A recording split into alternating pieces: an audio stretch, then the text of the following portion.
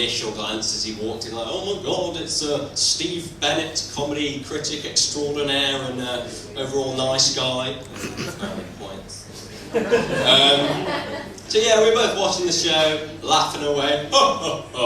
Well, more like chuckling intermittently, like, Sanderson Jones, 3 stars. You gave him 4, Steve, but I think that was mainly due to his novelty factor. But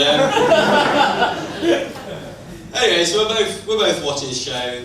Everything's cool, all kosher. Then, out of nowhere, I feel a hand just place itself lightly on my knee, and you know, I sort of turned slightly and noticed that it was Steve Bennett. Steve. It was his hand. I don't think he was just watching the show, hadn't really acknowledged it. So I thought, well, 2 things really. 1, maybe he just likes me. Or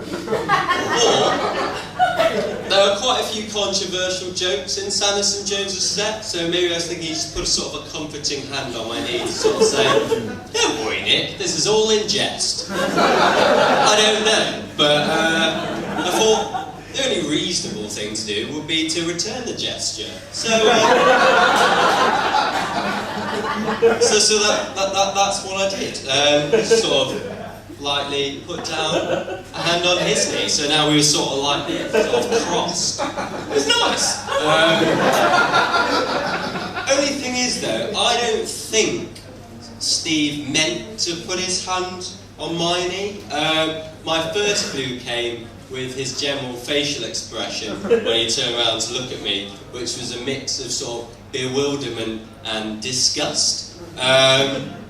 So the second clue was when he said, sorry, I thought your knee was the arm of the chair.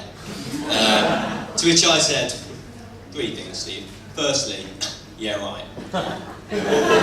Secondly, just calm down, it's alright. Just imagine how weird it would have been if we were both wearing shorts. And thirdly, don't worry, I'm only ever going to say this once more. That'll be an anecdote I will use in the Chortle Student Comedy of the Year heat to just create some sort of tension in the room. I don't know.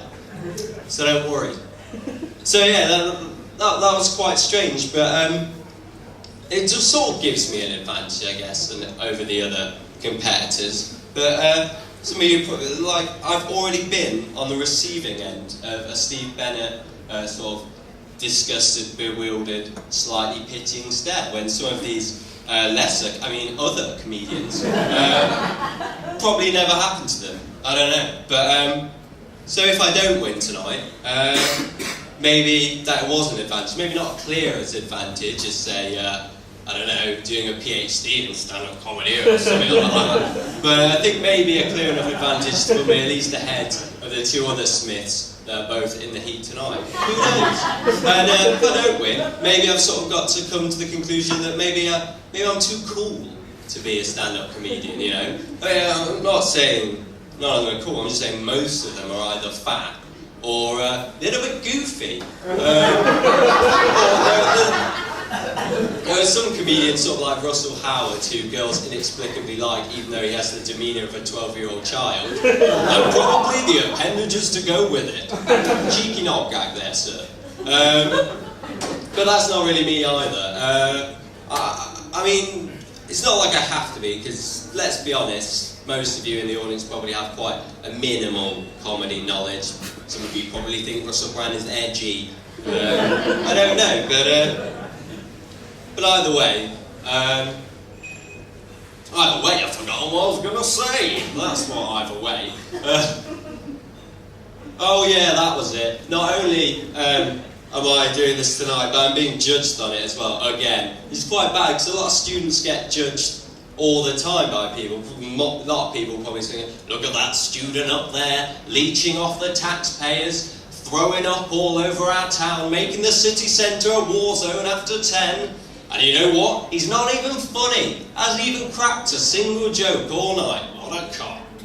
Well, that is true.